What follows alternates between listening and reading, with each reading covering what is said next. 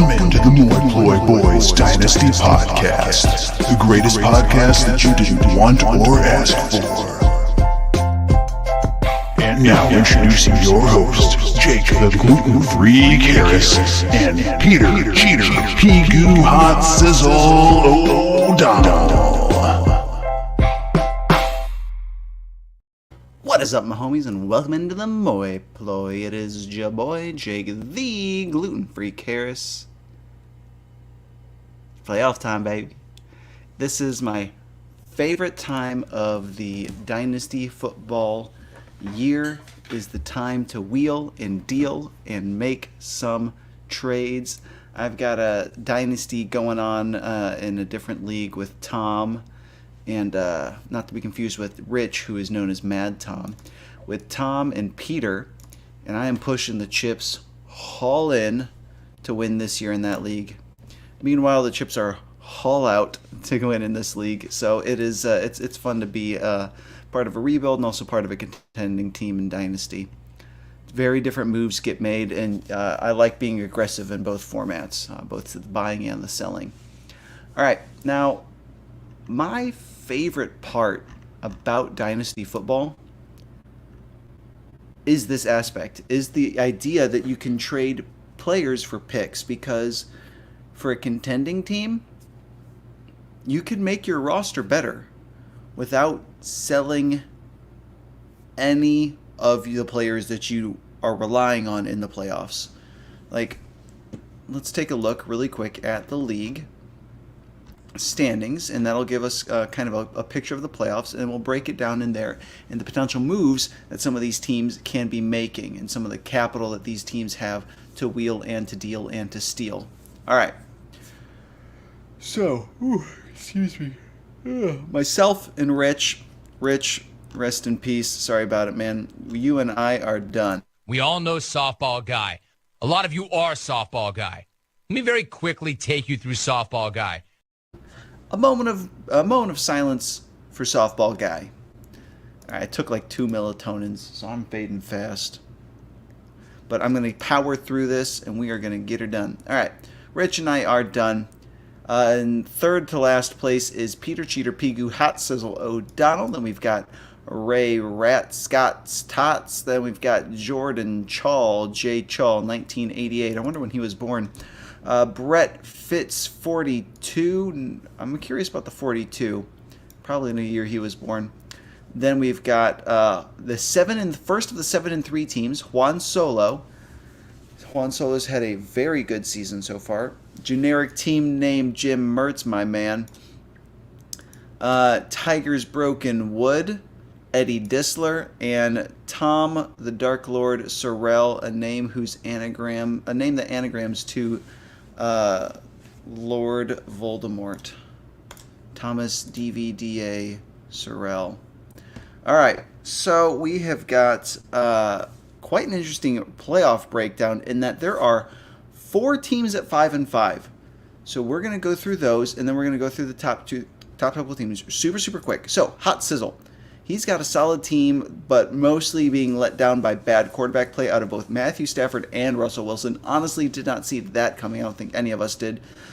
He has been getting production mostly from his wide receivers. However, his wide receivers, Jerry Jeudy, disappointing, out with injury. Elijah Moore, disappointing.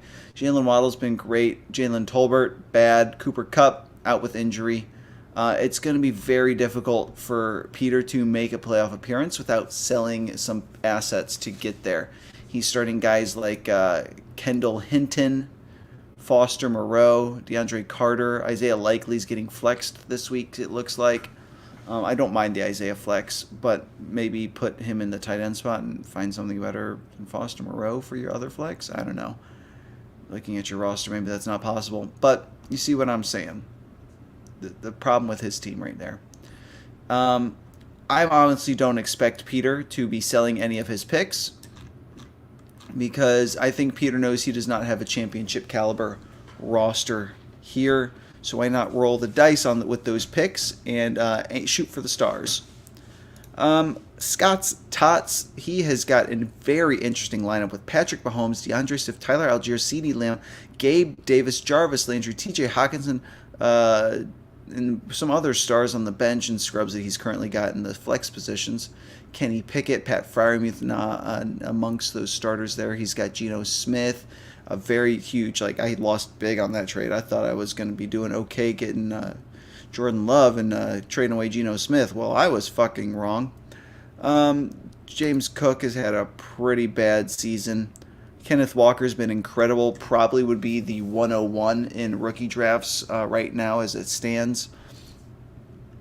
Then we've got Ray's got pieces and could potentially put together a playoff run. Michael Thomas being out for the season does hurt him, but yeah, I think the problem is Ray doesn't have a ton of draft capital left. So if Ray were to be purchasing players, he'd be using his 2024 picks or his 2023 second, 2/3, and a fourth. Now, it is possible to do that, but you're probably going to have to push all those picks in to get an asset that you really, really need. And it's probably going to come in the form of a wide receiver to fill out his flex positions. Next up, Jay Chall, 1988. I wonder when he was born. Jay Chall, 1988, definitely not the year he was born. Justin Fields has been turning it on and literally winning him weeks single-handedly. And in a league that's got rosters this deep, that is a very, very impressive feat.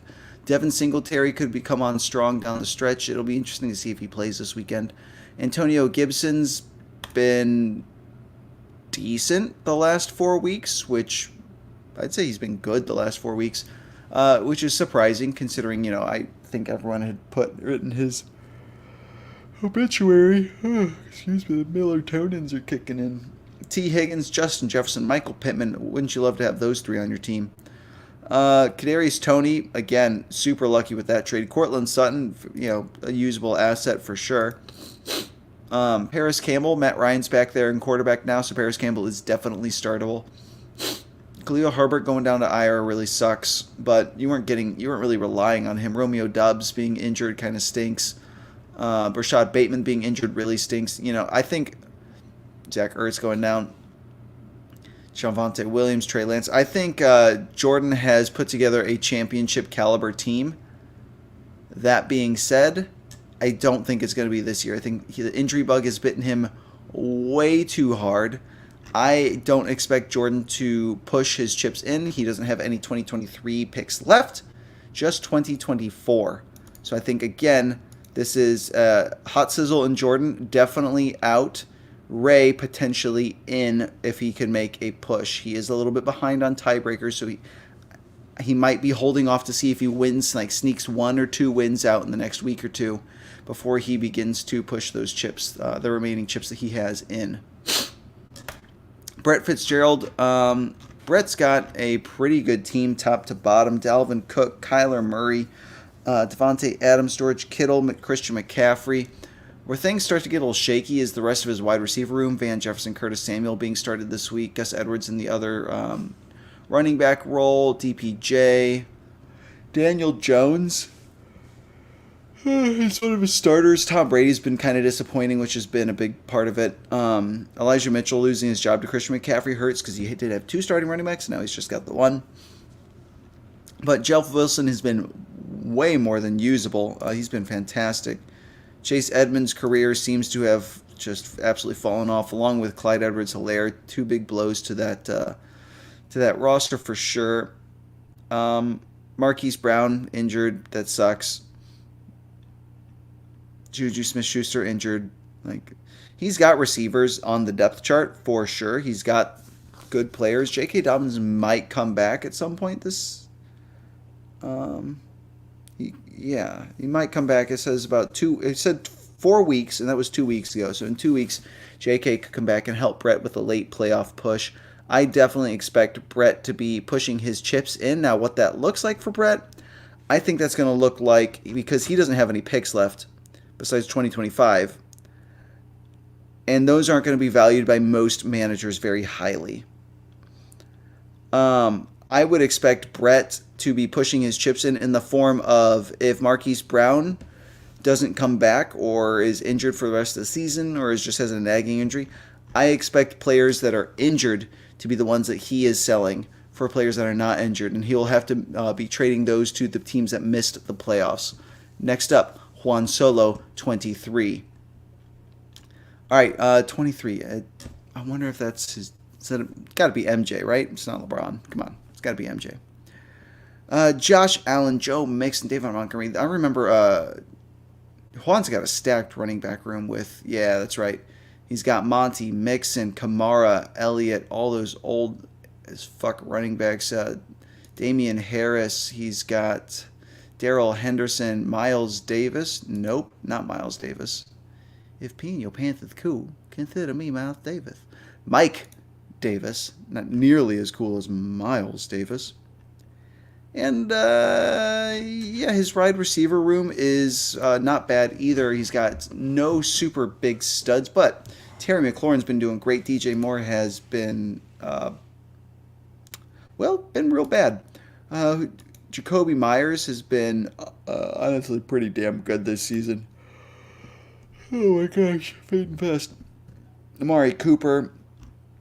I think this is a team that is like 2 pieces away from a championship caliber team, and he absolutely has the draft capital to do so. I think Juan is the team to watch for the playoff push because he has put together quite a bit of draft capital with 2 firsts this year and a second. So that is that's nothing to sneeze at. He could go out and purchase a Justin Jefferson with 2 firsts and a second. He could go out and purchase a Jamar Chase with 2 firsts and a second. Probably not Jamar Chase because Jamar Chase is on a contending roster, but you could go out and get, with those 2 firsts and a second, go get a stud off of somebody's team to help you win this year. Jim Mertz, generic team name, Jimmer. He's got a pretty decent but shallow running back core with Jonathan Taylor, Aaron Jones. His wide receiver core is where his strength really lies. Brandon Cooks, Devontae Smith, Chris Olave, Rondale Moore, Adam Thielen. But the quarterback play has been good with Jalen Hurts and bad with everyone else. Aaron Rodgers has been a tragedy this year.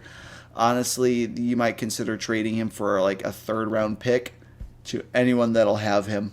Any contending team that'd be willing to take him. If you get eliminated, but I just don't know. Do you need him this year? Like, do you trust him over Jared Goff anymore? Because if you don't, you should probably look to trade him. This might be the last year you get anything of value for him. But you're probably trading him if you get eliminated from the playoffs. Yeah, and he's kind of, Keenan Allen being injured all year has just been a super huge drag on this roster.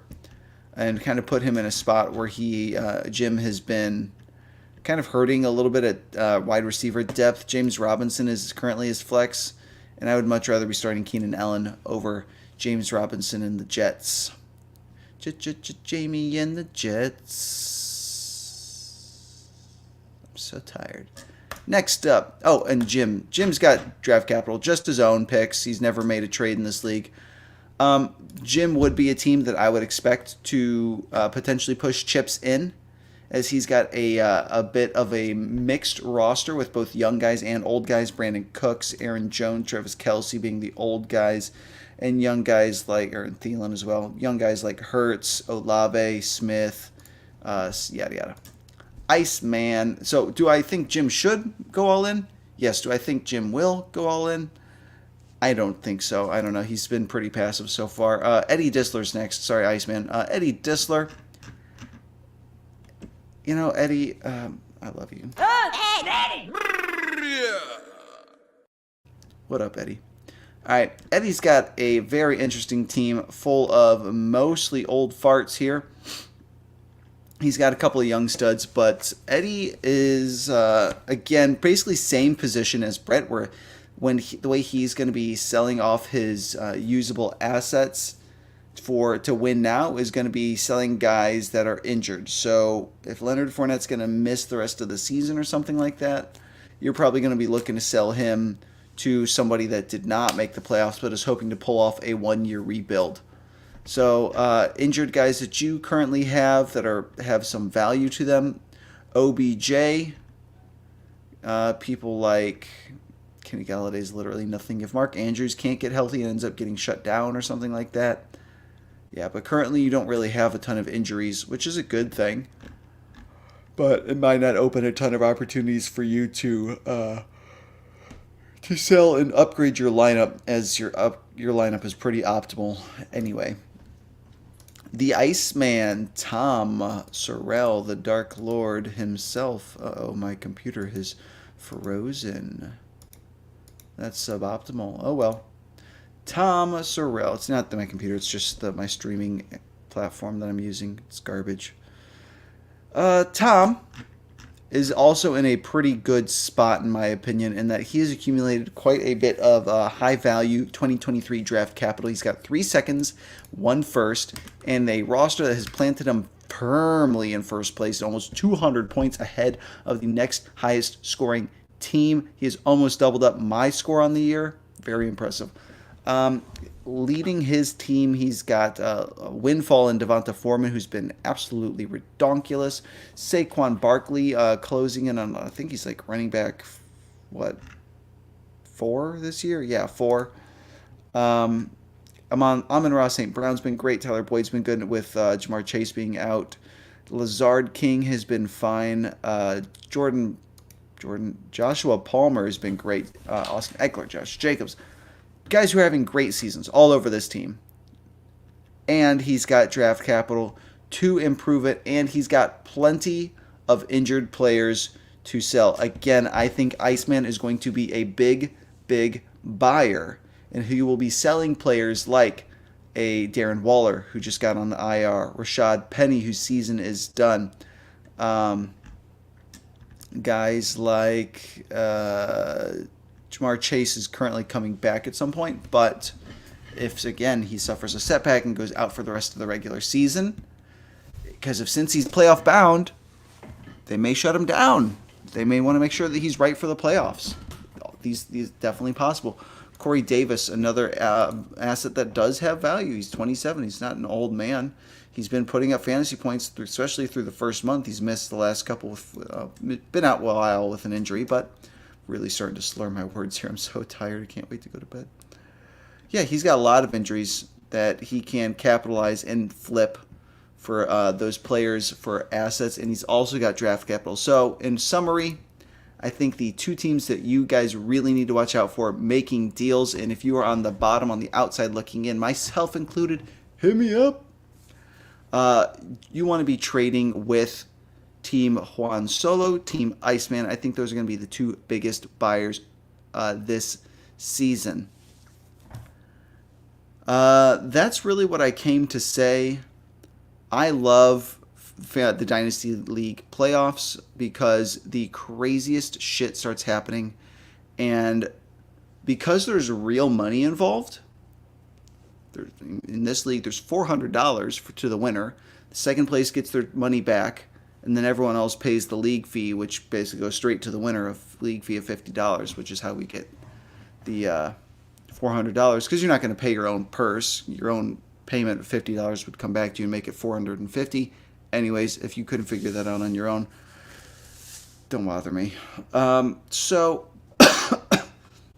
Anyways, what I love about the Dynasty playoffs is it creates a bidding war because there's actual money involved in this league. And those trade values kind of go out the window because, frankly, if you want someone like A.J. Brown off my team, I love A.J. Brown. I value him. I think he's the 5th. I think he's probably a wide receiver 5 in Dynasty, likely a second-round pick in Dynasty startups, if not a mid-second-round pick in Dynasty startups. And the reason that I think you overpay for someone like that and you start giving up 2 firsts and a second or 3 firsts or, whatever, and you start overpaying for a guy like Chris Godwin, his price goes up and up and up the closer you guys get to the championship. And the reason isn't because his value goes up. It's because there is a bidding war that is going on between the playoff teams. There is an arms race. Everyone who gets eliminated is a dealer, and everyone who is still in it is like a little warlord trying to, outrace the other warlords that they're trying to fight against. And being the person who is selling the arms in this situation, it is a great time. The playoffs are kind of like a war, and war makes for great business for an arms dealer. So I think you're going to start to see the prices of players increase as the season goes on. So if you want to buy, now is the time. And the reason that you might sell, like the reason I might sell somebody like Chris Godwin now as opposed to later, even though I know that Chris Godwin's value is only going to continue to increase as the arms race continues to increase, is that there is a risk of injury. If Chris Godwin pulls his hammy, ain't no playoff team knocking on my door trying to get Chris Godwin. That's just how it goes. So you end up kind of holding, if there's someone you want to get rid of, like I'm thinking about getting rid of Chris Godwin. I definitely would like to get rid of, honestly, I wouldn't mind holding Brian Robinson. But like Darius Slayton, I'd like him to be off my team. Just guys I don't see fitting my winning window, which would be like in the next like 2 to 7 years, hopefully, is kind of like the winning dynasty window I set myself up with. So, like if you need a cheap quarterback, Carson Wentz will be available when he gets back from IR. Yada yada. Anyways, you get what I'm saying. That's why I love dynasty fantasy football, is because the arms race at the end of the year is just so much fun. The craziest deals get done. Huge, big, blockbuster trades happen every single year. Like if Jordan somehow makes the playoffs, I'd expect Trey Lance to move. Like he's gonna be switching teams, because why not give a shot yourself at $400? Why not give yourself a shot at $400? And it's not like you're going to be giving away Trey Lance for free. You're definitely going to be giving away a little bit of a value dip on it, but no, it's worth it to compete in my mind. I'm doing it in the other league. I'm just bought Derrick Henry for over market value. I'm sure people in the league would disagree. They're like, that's for Derrick fucking Henry. Yeah, he's a 28-year-old running back, and this is Dynasty Fantasy Football. Wow, I'm so tired. This is Dynasty Fantasy Football. So I don't expect Derrick Henry to be relevant all that much longer. So there is a win now tax. Get out there, have fun, pay it. Make some deals. Let's keep this league great, fun, exciting all the way throughout the playoffs, rolling on into the draft. Boys, I love y'all. I will see you in the next one.